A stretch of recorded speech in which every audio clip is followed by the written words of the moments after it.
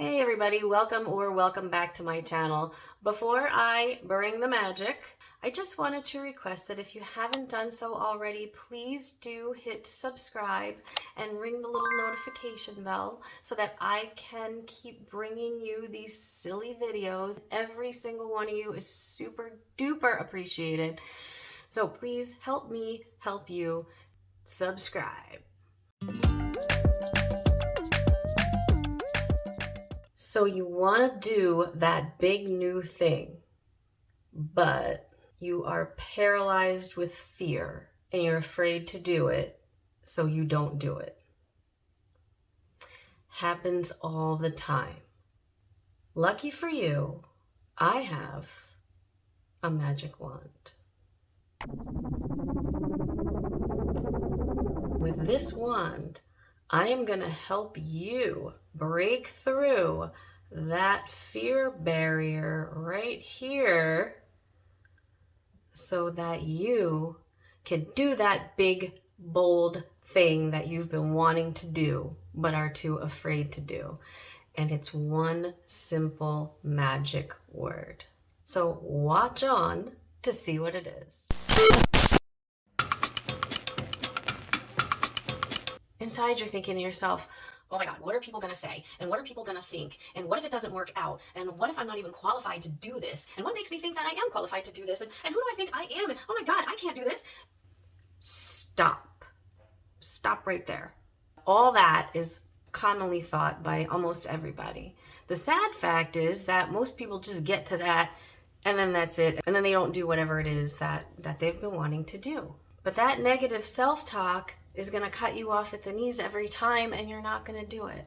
But if you think this one word, just one little word, you should be able to break through that wall. I hope you can. All right, you ready? You ready for the word? Here it is. Presidents.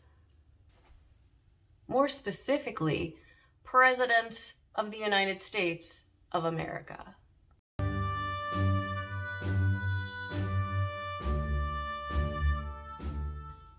So by now you're obviously thinking to yourself, what the hell does President of the United States of America have to do with me doing my big new thing? Well, think about it. Think about what presidents have to go through and do their job for 4 years, at least 4 years. Think about the scrutiny, the stonewalling, the hatred, the mockery, the nitpicking of every little thing that they say and every little thing that they do 24/7 all the time. It is nonstop attacks on presidents, and that is so much pressure that they're under, and they still have to do their job, and they do it to the best of their abilities. Now, some would argue that some presidents do it better than others. That's a whole different argument, and that's not for this video, so we're not going to get into that. But we're going to talk about you.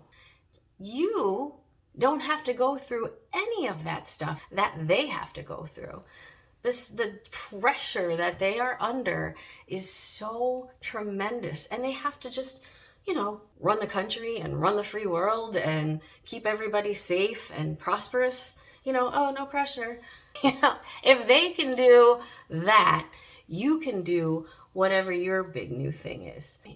When you think about presidents, you realize throughout the entire history of the world that people either love them or hate them. No matter who the president is at the time, it's like half the country loves them and half the country hates them. Now, I'm not sure how it is in other countries. I imagine it's probably similar to how it is here. But here in the United States, we are extremely passionate about the presidents that we have, that we either really, really love or we really, really hate.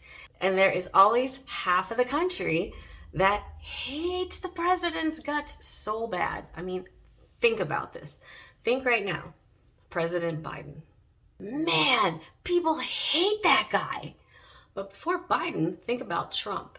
Man, people hate that guy. And before Trump, think about Obama. Man. And before Obama, think about Bush. And people hate that guy. And before Bush, think about Clinton. And so on and so on and so on. You get the point. But wait, there's more. Not only do presidents have to perform under that tremendous pressure and scrutiny every second of every day, they got people trying to kill them, like all the time. And sometimes it's successful.